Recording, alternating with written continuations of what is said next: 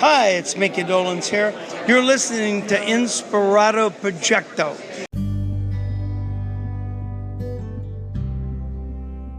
Hey guys,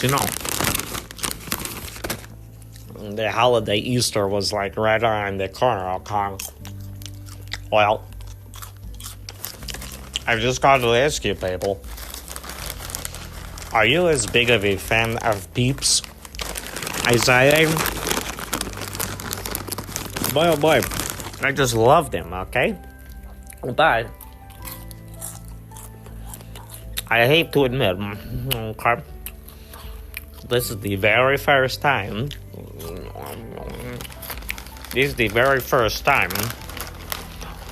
that I have been tasting so many tiny bones inside of them. I mean, really, PEEPS are usually soft and squashy mellows of the marshmallow. Yeah, okay. But this is something quite different. But, oh boy, it's delicious. Hello, Inspirado Projecto Radio. Thank you for your support, and thank you for playing Man Behind the Machine over many episodes. I'm a big fan of Inspirado Projecto Radio. I like your experimental nature, the way you guys weave in and out of different soundscapes, field recordings, and interviews, and music, new music. As the statement always said, if you don't support new music, you don't support music. Also finding some relevance in nostalgia and sampling and different things that we do here at Man Behind the Machine. So we'll keep sending you guys some interesting sound collages from around the world, from our backyard, from different time periods, really pushing the bounds. Here's your fun fact. In the 1920s, the Hollywood sign was lit by thousands of light bulbs, and the guy who changed the burnt-out ones lived in a little cabin near this sign. Stay tuned to Inspirado Projecto for more fun facts.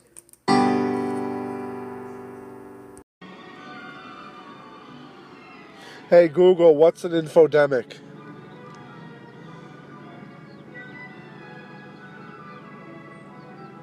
Actually, there's no phone number for info. Go ahead and pick a contact on your screen. Hey Google, define infodemic.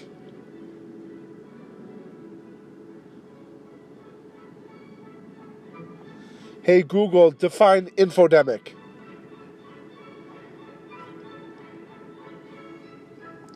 Hey Google, define COVID-19. According to World Health Organization, coronavirus disease COVID-19 is an infectious disease caused by a new virus that had not been previously identified in humans.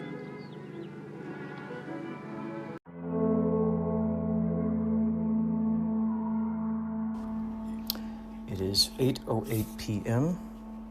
It is 4/20/2020. Interesting. 4/20/2020. Wow, interesting. 4/20/2020. Huh. 8 is infinity, of course, so we got double infinities. So, have you guys been having really vivid dreams too? Like me? Been having a lot of vivid dreams, very vivid dreams. I might have said in a past episode, in fact, there's probably a very good chance I said in a past episode, or a couple past episodes, that I've been watching. There's an app called Cinema HD for the Fire Stick, Amazon Fire Stick. You download that and you can see, similar to Kodi, tons of just available TV shows and movies want to brew up some ozonated water, now is a good time to do that. I've got an alarm on my phone. There's a, let's see, IFFT. I think that's the name of this. Well, there's a website called IFFT, and you can. Oh yeah, IFTTT. That's what it is. IFTTT, and you can kind of set up these reminders to remind yourself. So, I have a reminder that lets me know every hour it's time to drink water. I've also got one that reminds me to meditate. Now, even though I might not fully adhere to those reminders each and every time, it's still good to have the reminders. In fact, sometimes I'll be drinking water and then the alarm will go off that reminds me to drink water, and I'm kind of excited about that because I go, all right, I'm ahead of the game on that one. So the last man on earth, I've been having dreams about that. It's so funny. Will Forte, oh my God, this guy is absolutely brilliant. Just a brilliant guy. Just an amazing, just a funny actor. And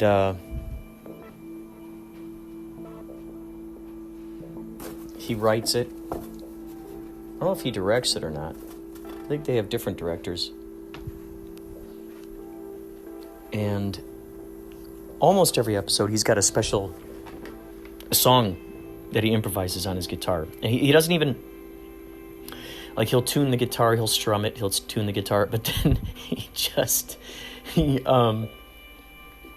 taps on it like it's a conga drum. And it's always the same tune. It's like to the tune of dun dun dun dun dun dun dun dun dun dun dun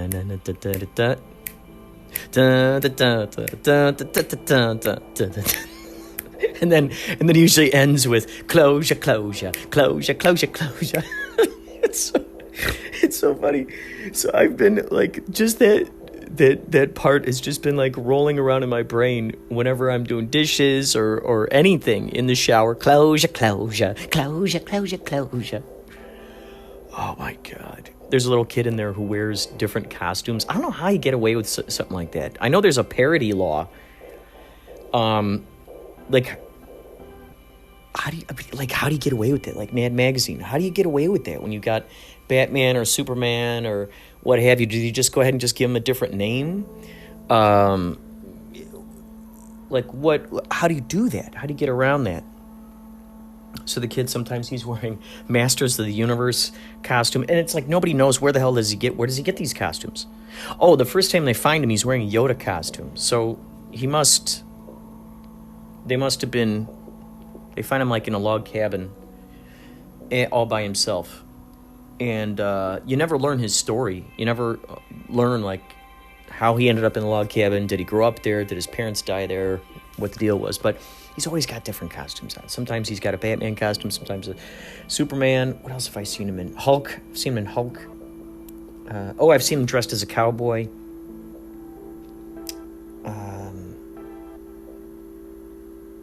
God, what are some of the other crazy costumes? But somehow they let him get away with it. Who knows? Maybe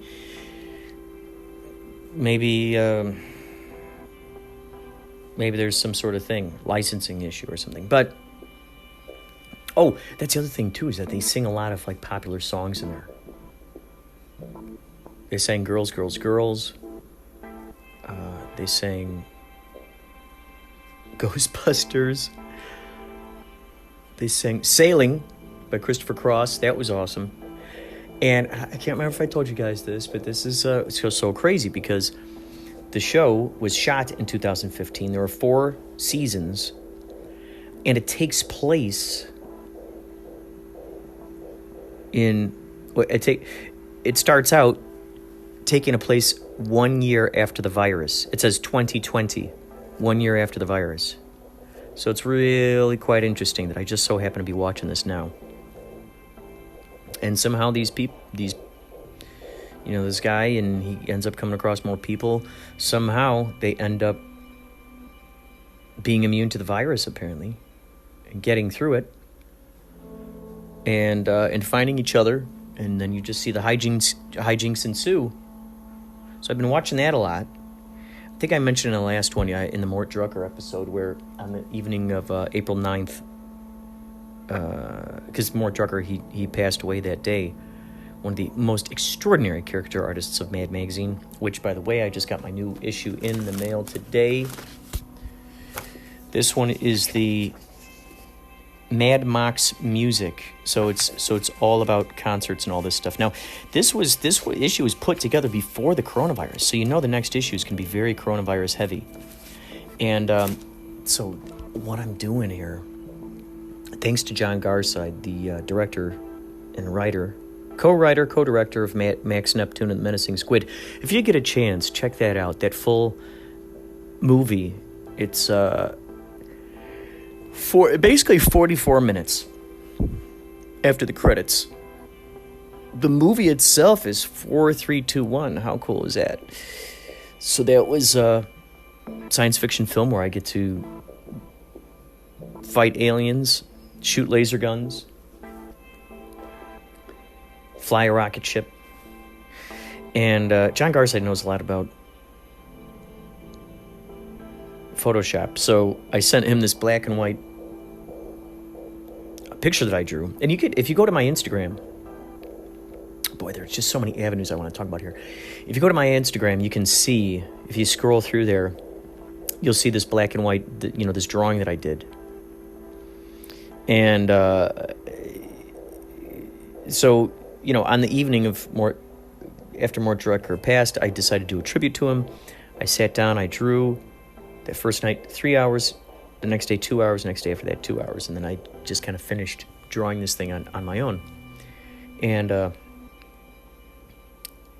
someone on there, they suggested, send it into Mad Magazine. And I thought, whoa, how cool would that be? Because it's COVID related. And sure enough, on the Mad Magazine website, you can submit your art.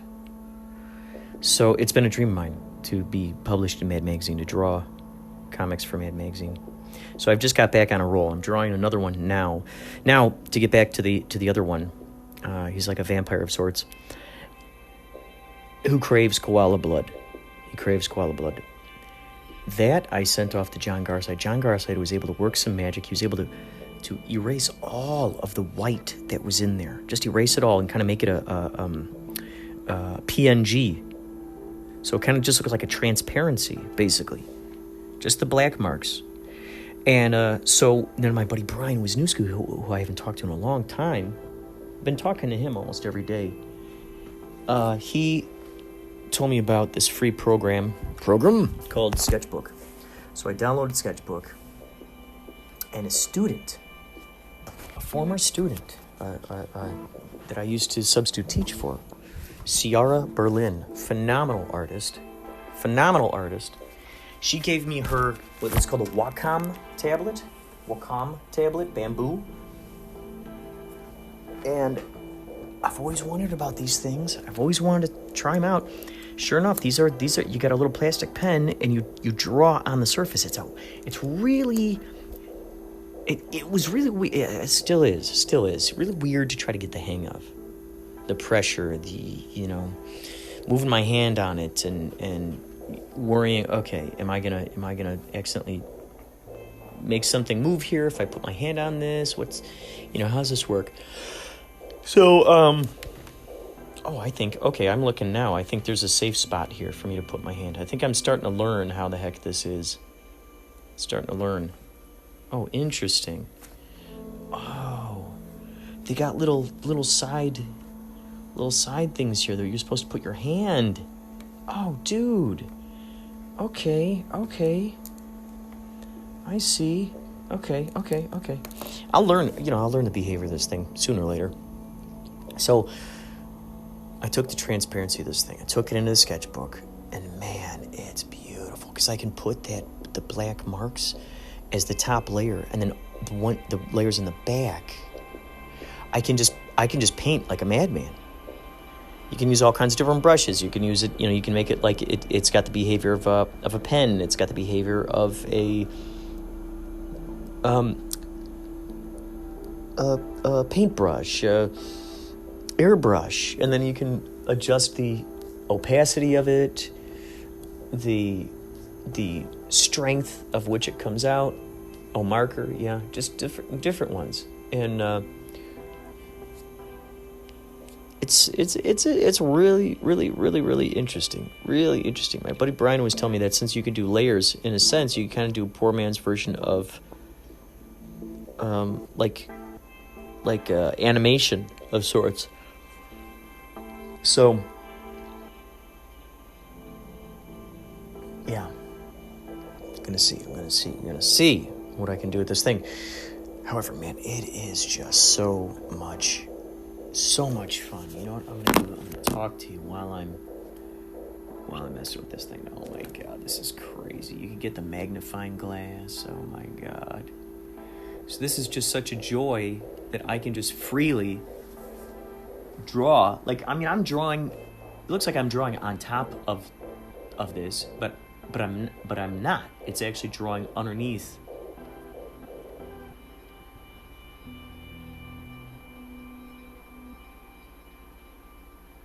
What the heck? Oh, okay. All right. Yeah, magnifying glass. You can zip right in there. Actually, that's what I'll do. It's an interesting thing trying to get the hang of. Oh, there we go. All right. There we go. All right. Wow, so crazy.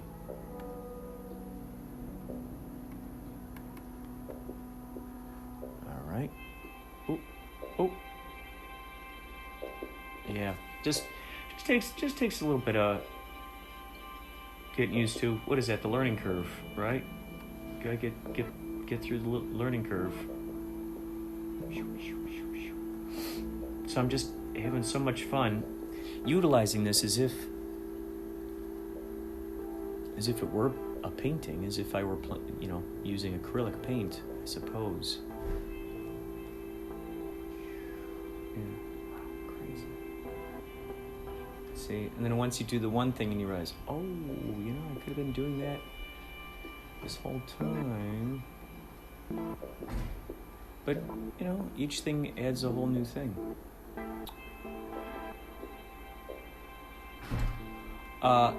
So I just gotta say, this is so cool.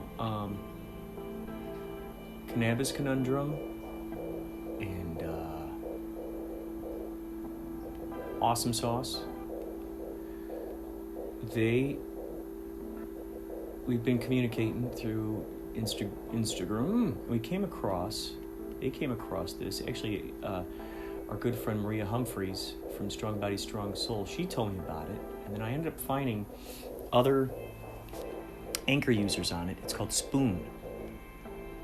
I actually sent an email to the help email associated with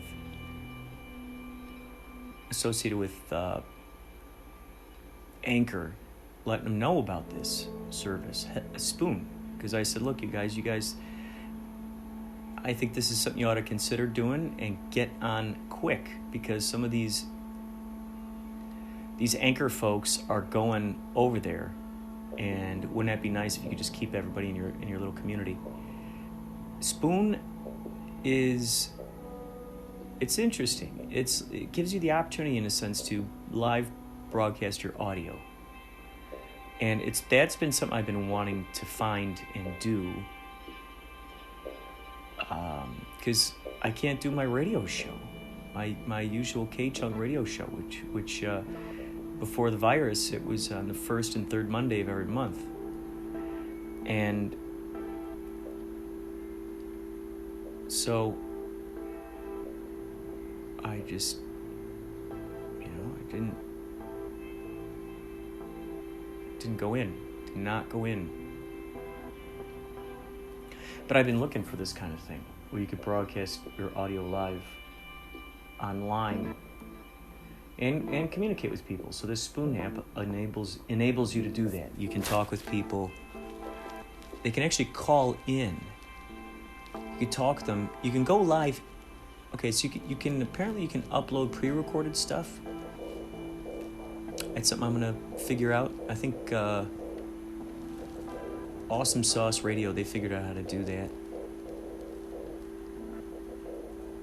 They figured out how to do that. It's just fun talking with them about conspiracy theories and stuff. It's interesting when you discover new stuff and you can share that with folks who, you know, let's face it, conspiracy theories, they people look like, you know, you look like you're nuts if you're talking about particular stuff. But, you know, think about Sherlock Holmes. Back then, they would have called him a conspiracy theorist. A lot of times, I think the term conspiracy theory is just kind of it's a term that's just, you know, it's just kind of discounted. Just like, oh, okay, that's conspiracy theory, and then it's like, you know, just thrown out the door. There's not much thought given to it after that. And a lot of time people are like, well, I want evidence. You know, where's the evidence? Well, a lot of times Columbo didn't necessarily have evidence. Sherlock Holmes didn't have evidence. There was just a series of hunches and ideas and then connecting dots of things. And, you know, that's what it is. You know, it's connecting dots. It's looking at stuff and going, this is interesting. This connects to that. This connects to this. And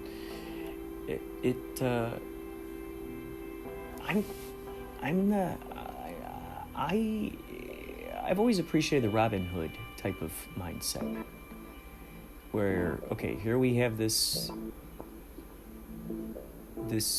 whether it's a corporation, whether it's you know, the machine, the man, as some people say, oh, the man has got me down. Oh, it's the machine, man. It's the system. It's through the years, we've used a lot of different terms for this kind of entity. And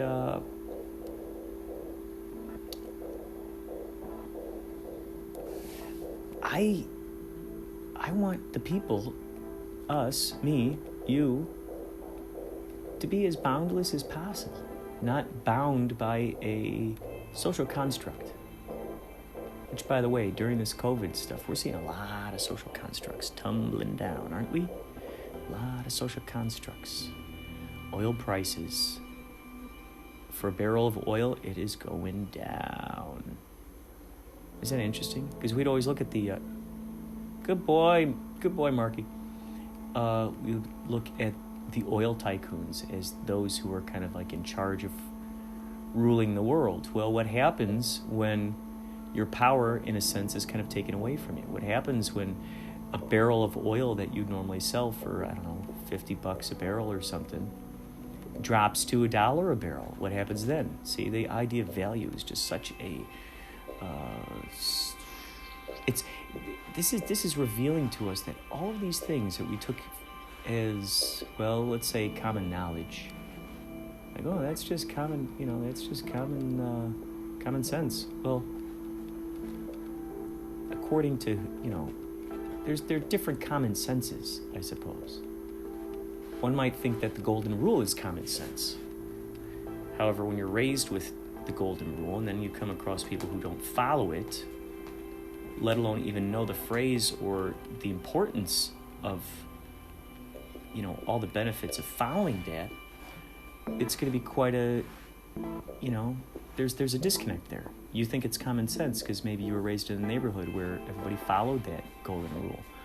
Everybody, you know, maybe the businesses, they cared more about the community and the people in their neighborhood than they did about trying to squeeze out the best market value, or, you know, I don't know, all those business terms that most of you probably know better than I do. So I've kind of, you know, I've been on the side of the people. Not necessarily steal from the rich and give to the poor, but kind of open up some eyes to the haves. Open up the haves' eyes and go, look, the have-nots do not have this, And yes, there are plenty of reasons why people are not making their own money or doing their own kind of thing. Why they've turned lazy through the years. Maybe they used to have a lot of gumption, and then they got into a nasty marriage, and their wife took everything from them or something. I don't know all the intricacies. But I gotta tell you, like, brainwash is an interesting thing. If you're in an environment where you're taught that you don't mean anything, or your ideas have no value, that works itself in the subconscious, is carried over into school, and then all the various schools, college, high school, all that razzmatazz, and then into business, and all that stuff. It's like, well, if my opinions and my ideas don't matter, then what's the point of me trying, or in doing my best if known as known as recognizing it? Being rewarded, being recognized for that stuff is a big deal. So anyway, I like I think you've heard me kind of question this whole idea of, like, when people go, oh, it's just business. Oh, well, that's just business. And that whole just business aspect means no ethics, means no morals, humanity, being humane. It's just, well, you understand, it's just business, we gotta really make the most out of this thing. We gotta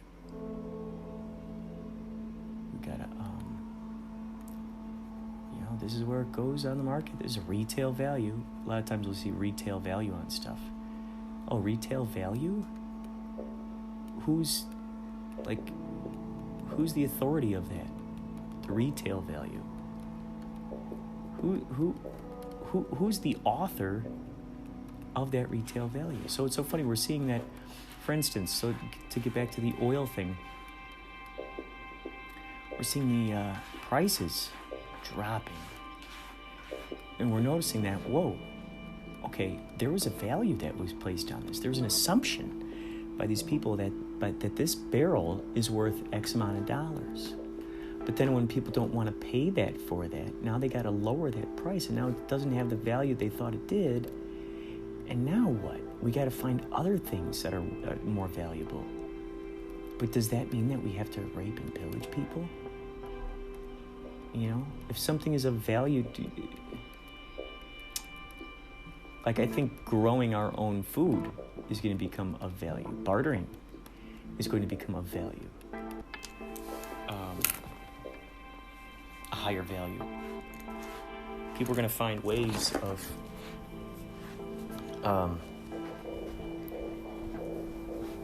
in a sense, paying for things without paying in the way that one would expect. Like, okay, I don't have dollars. I don't have dollars to pay for this. However, it makes sense to trade. Let's say I can make tomatoes in my garden, or tomatoes. I can make tomatoes in my garden. And this person over here owns a paint store. And they like tomatoes, and I want paints. And so I say, all right, guess what? I'll trade you.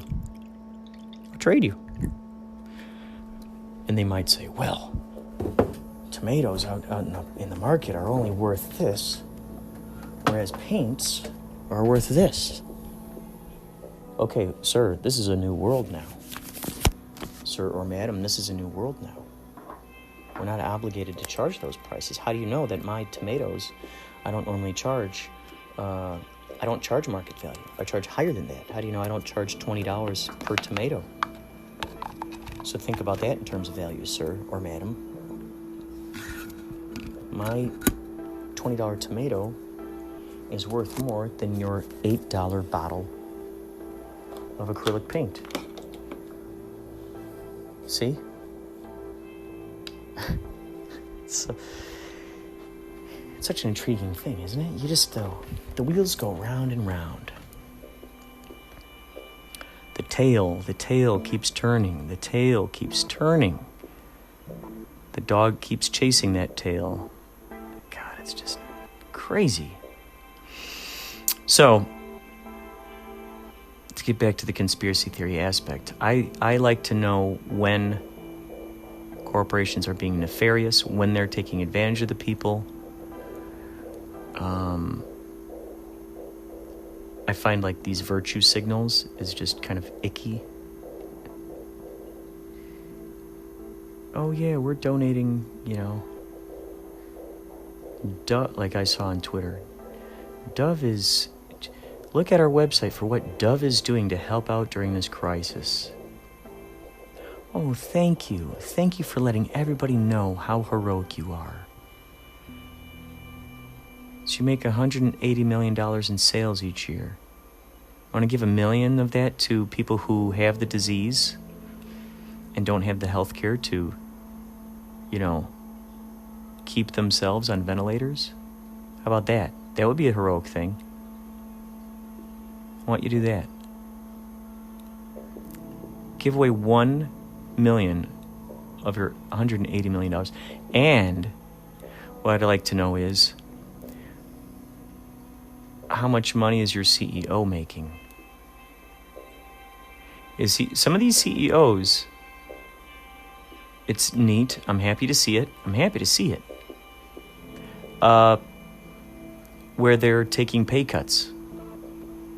So that's good. If they're normally making $6 million a year, they're taking a pay cut. So they're only making,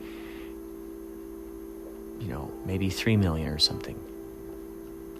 Now, where that other money goes, does that go to the employees? Is that evenly distributed among the employees? I don't know. However, as one could see, these are things that inspire me to look deeper, to look behind the curtain, like Wizard of Oz. Wizard of Oz is such an incredible symbolic representation of what's going on.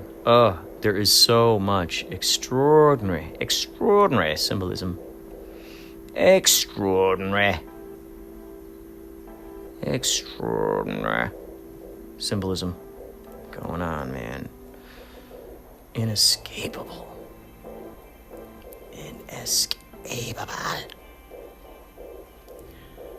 Knowledge, inescapable knowledge, and metaphorical informationals. I love me my metaphorical informationals. So when you look behind the curtain, pay no mind to the men behind the curtain, pay no mind. If you catch them with their hand in the cookie jar, then they try to say that you're a spy. Oh, he caught me with my hand in the cookie jar.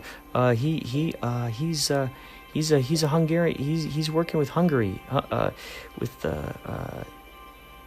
He's a Hungarian spy. He's caught me doing this thing, and I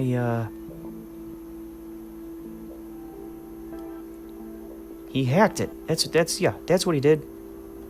That's what he did. He hacked it. And while you guys are at it, erase all evidence on those security cameras. Please, erase those security cameras. Sorry, we lost all the footage. We lost all the footage on security cameras. However, that man is a Hungarian spy. He don't listen to a word he's saying.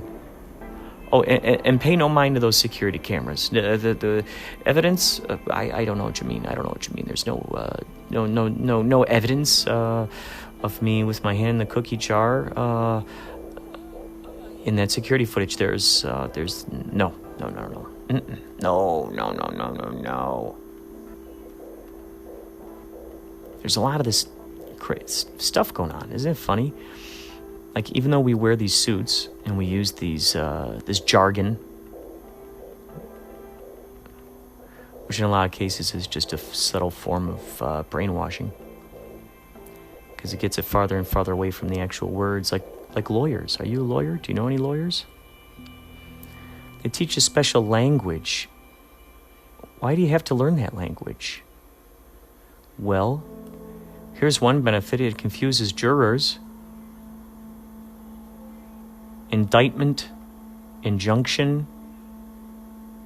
There's a lot of words there that the everyday lowest common denominator sort of juror that they're trying to pick a lowest common denominator. The person who's just like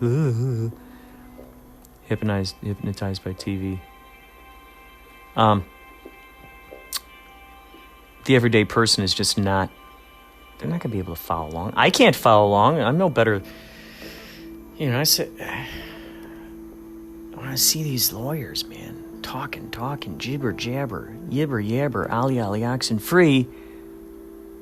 All this crazy lingo, this language. It's not necessary, is it? But I guess that's why you're paying those high tuitions at colleges, to be a lawyer. So you can learn that lingo. It's a magician. They're magicians. They're not all bad. They are learning magic tricks.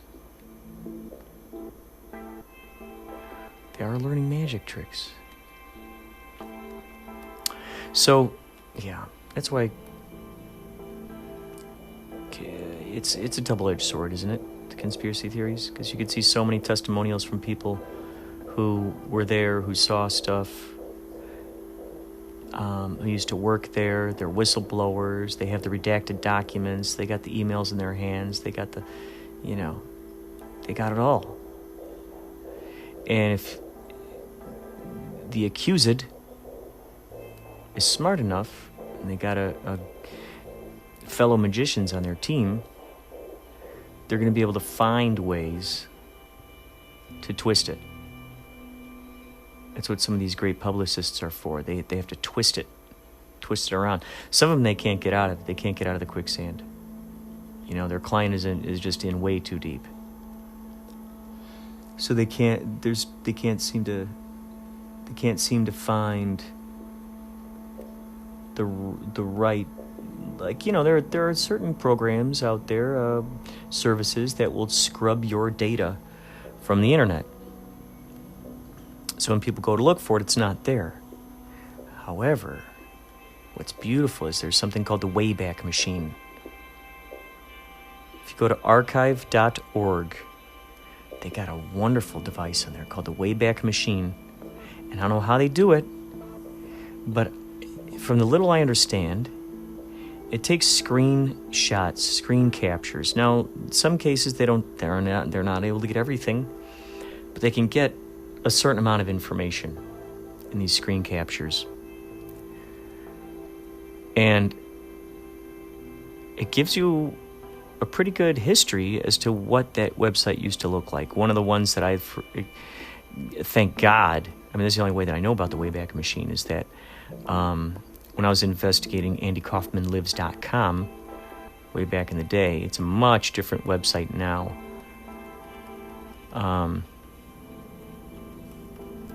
The man who I believe is still behind it, Stephen Maddox, I think he's cleverly kind of turned it into something different, like just this weird bogus kind of thing. He's a mastermind, by the way.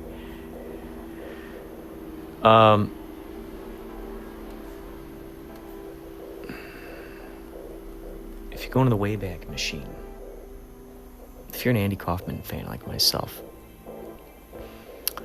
put in andykaufmanlives.com, put it into the Wayback Machine, and you'll find it'll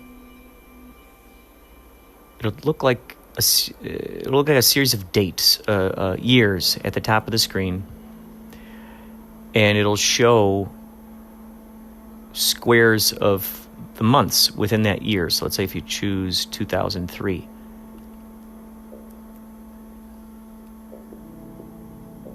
within that year, you can check the particular months and the particular days within those months. So you can actually see how AndyKaufmanLives.com actually evolved through the years. It's really quite fascinating. It's really, really quite fascinating. So imagine, over the course of however X amount of, not like I said, it does not have everything on there, which I wish it did, so you guys could all share in the craziness. See, it would probably, I don't know, depending on how late you stay up and everything, it might take you about a month or two to go through all of the information and just digest it. If you decide to do that, AndyKaufmanLives.com, if you decide to do that, imagine in your brain as your mind is bending and twisting and expanding in all kinds of crazy directions. If you're listening to this, you want to know more about this. I wrote a couple articles. I've been interviewed for the Huffington Post about it. It was quite, and possibly still is, an obsession for me. One I don't talk about as much as I used to. I was actually interviewed for I was interviewed for the Huffington Post, and then that then is what led this group of documentary filmmakers from the UK. They'd done a documentary called Mirage Men about UFOs. And they came out to California. They interviewed me about this, this website, about Andy Kaufman Lives. I got to meet some of Andy Kaufman's friends, close personal friends. I got to sit in there on some interviews. Oh man, it was just great, man. It was just great. I'm still friends with these folks to this day.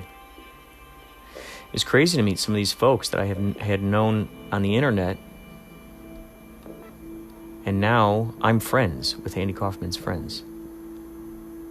Man, it's just crazy. See, this is what happens when you follow your passion. It's so funny because I forget how many examples I have of examples where I just followed my passion. Just went for it. I just followed it. I was not expecting anything. A lot of times these days we're taught to sort of manufacture, and yeah, you can reverse engineer stuff. You can manufacture stuff, sure. When it comes from authenticity, what's beautiful about that is that you're choosing to trust in the universe and the direction it's going to lead you. You're trusting your intuition. Infinity. You're dipping into that reservoir of information, of infinity. And gosh, this has been so pleasurable talking to you guys and drawing, digital drawing at the same time. Man,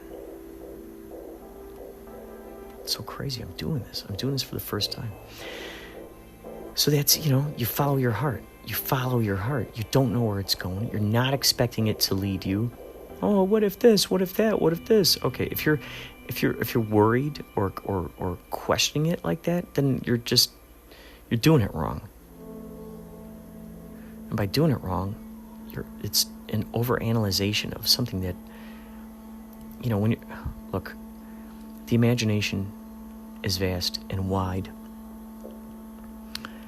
And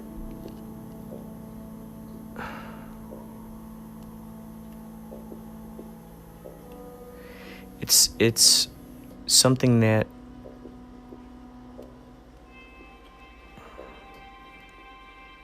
it deserves What's what I'm thinking of? Respect. The imagination deserves big time respect. So without imagination, this conversation wouldn't be happening, would it? No. And where's imagination? Imagination is plugged into all that is, the infinite, eternal joy, excitement, happiness. Those are the things that symbolize imagination. Torture, torturous art, that really should never enter the equation. It should never enter the equation. Tortured artist. Gosh, why? Why be a tortured artist? Why? What's the use of that? What is the use of being a tortured artiste? There is nothing good about it. You're not going to get... what's the point of being an artist? To channel art. To be at service to something that has nothing to do with a corporate entity. Has nothing to do with following directions from anybody or anything except your own heart. And man,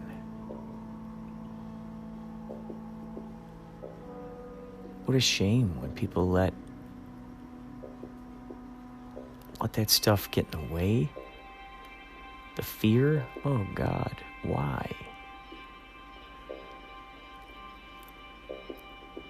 Imagination is freedom. Imagination is safety. Imagination is boundless authority, approval, boundless stretching, boundless growth, a continually evolving, opening,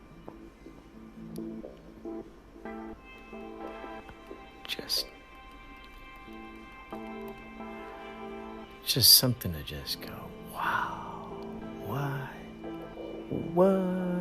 oh, what? That's what it's for. So we look at it, we go, oh, what? Wait, what? Yeah, that's what I'm saying. That's what I'm saying. That's what I'm saying. Man, this is so much fun. I gotta tell you this digital painting. So, following your heart. Max Neptune, that movie that I was in. I told you guys about it many times. Max Neptune and Menacing Squid. Followed my heart. It's a true and pure willingness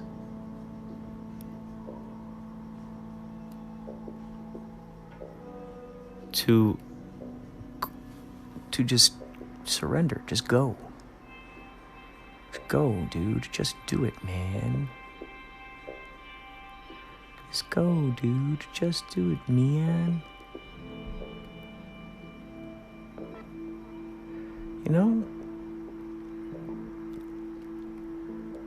Why die in a deathbed? Wondering what that would have been like to test it out. Take yourself to the future. Let's go on a journey. Take yourself to the future. You're lying on your deathbed right now. Your future self is lying on their deathbed. You're lying there on your deathbed. Go there with me. Go there with me. You're lying on your deathbed. You're lying on your deathbed. Go there with me. Are you there? Are you on your deathbed with me right now? We're on your deathbed together. We're on your deathbed together. Does it feel good to know that you chickened out on doing all those things that you could have just gone ahead and tried? All those positive, exciting, experimental tests, artistic projects. Does it feel good to know you dropped the ball on that? That you didn't have the guts to go through with that? Does it feel good? Is there anything in you that wishes that you would have taken that chance? Do you at all feel that? That wish? Do you feel that desire within you? That desire that says, well, wow, that would have been really cool if I had given that thing a chance. Susie in middle school, God, why didn't I just ask her to the dance? Why was I so worried about what my parents would think? Why was I so worried about getting teased by my cousins or my friends? Well, we were ruled by someone else's discernments. That's a good word. We were ruled by someone else's discernments.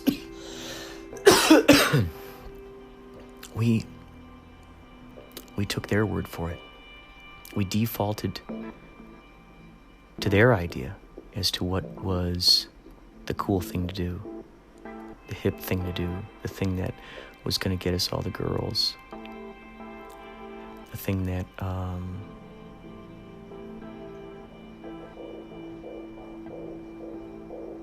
that was going to enable us to beat out the competition. It's like,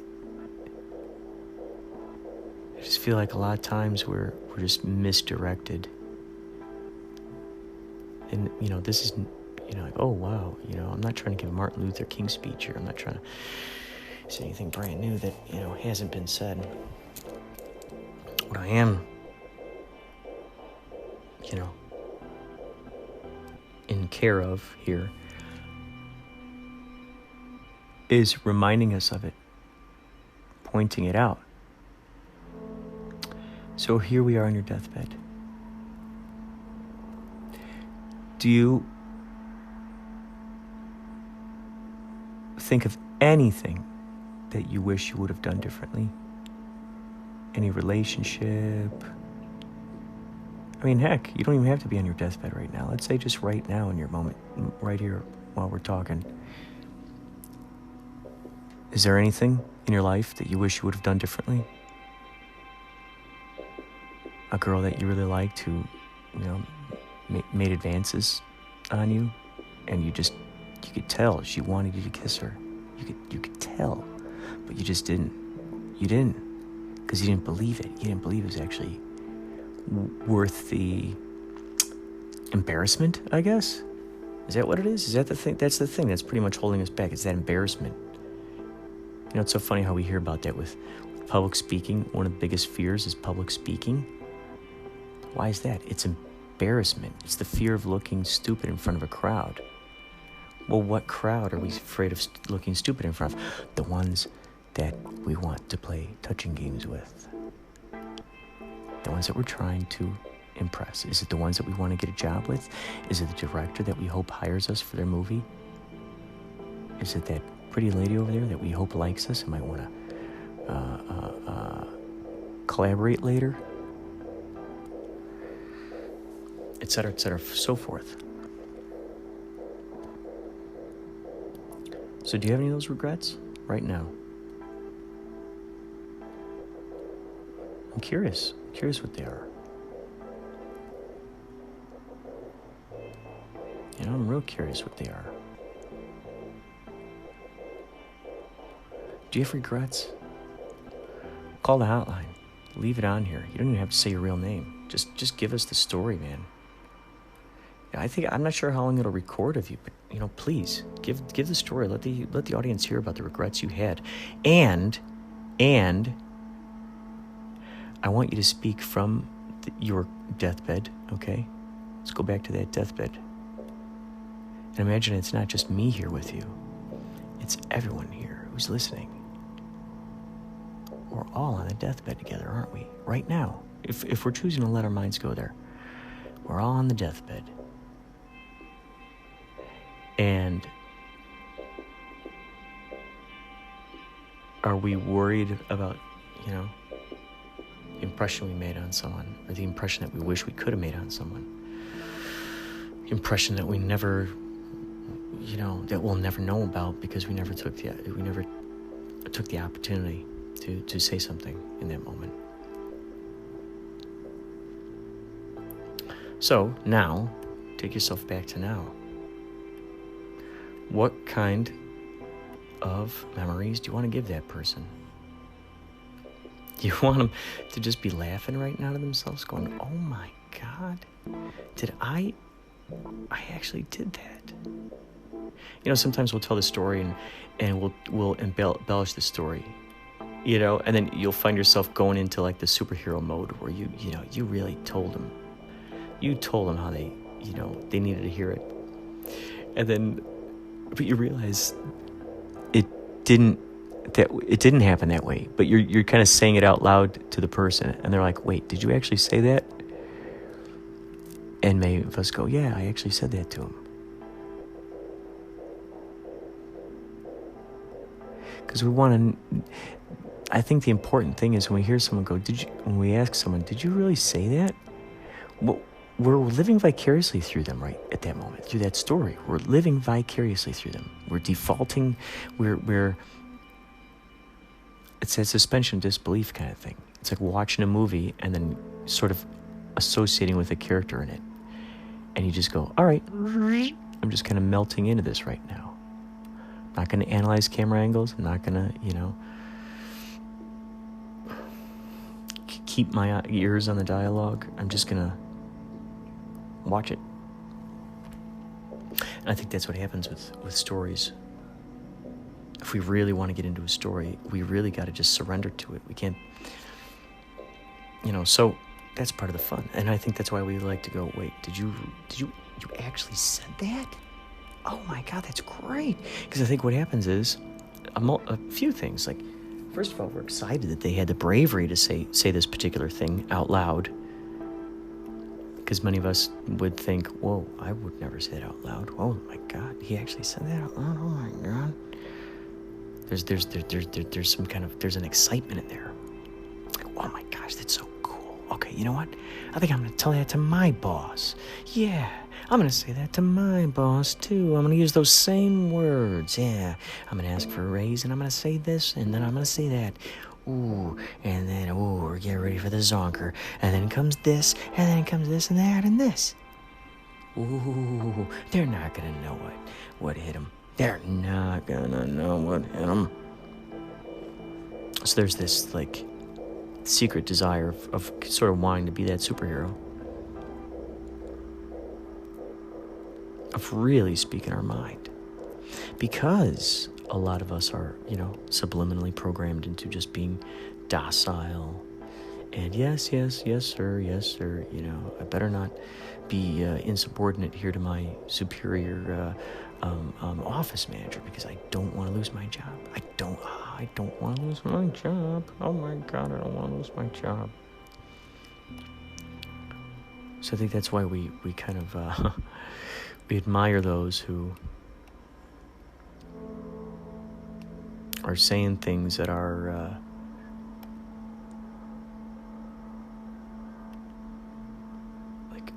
these uncommon things. It's like, the joy that you sometimes get when you hear when you're there and you see a person who just has no filter and they just go for it and they're just like, "Yeah, well, brr, brr, brr, brr." They're not being mean. They're telling it like it is. Now, a lot of folks will use that as sort of an excuse to just be jerks to people, like, yeah, what can I say? Tell it like it is. If you can't take it, then brr, brr, brr, brr. I'm not referring to that. I'm not referring to that. I'm talking about the tell it like it is type of thing, where it's just like, look, this, without having to be a jerk, basically. It's just kind of saying it. So,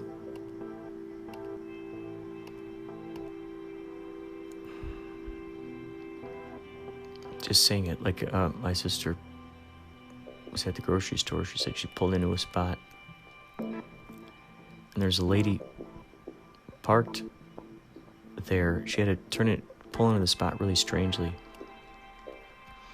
because the lady parked crooked.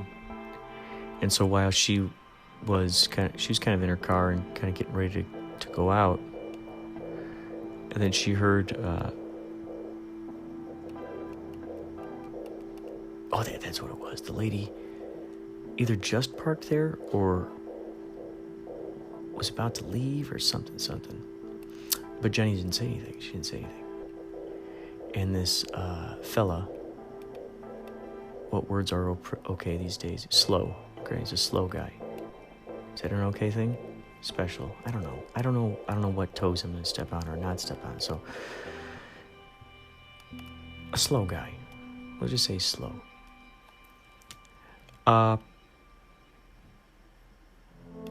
That's part of the interesting thing too. Like, who are the people that I'm worried about offending? If I offend them and they know that I'm not trying to offend them and I'm using the best vocabulary possible, I guess the thing is we secretly want to know that no one's insulting this particular thing that we identify with or associate with, or have some sort of, it hits close to home. Like, I better not say that. It hits close to home. Well, he doesn't know where your home is. He doesn't know where your home is. If he's from the Navy and he does Navy jokes and he talks about airplanes, and it offends you because your grandpa, who was a medal, receiver of, the Air Force. Okay, so he recently dies in the military, and here comes this military guy telling Air Force jokes. Now, that's hitting close to home. You're going to offend me. Well, if we were worried about every little offensive thing. Anyway. That's a whole thing, isn't it? That's a whole thing. I'm Norwegian, but I don't care if anyone makes fun of Norwegians.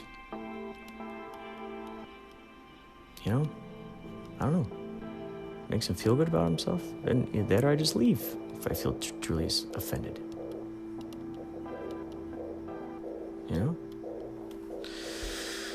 That's their joke. That's their thing. Maybe if I get offended, it's because I find myself associating with something. Yeah, it's like, oh yeah, yeah. No, it's not racist. It's cultural. Like, oh yeah, okay, yeah, totally. No, yeah, we do eat. Norwegians eat lutefisk. Yeah. Fish. It's fish. Yeah. No, totally. Oh my God, that's a great joke. How many Australians all the time have to hear Crocodile Dundee jokes? All the time. Barbie? How many times have they heard shrimp on the Barbie? How many times in their life? And for every person who has seen Crocodile Dundee, imagine how many.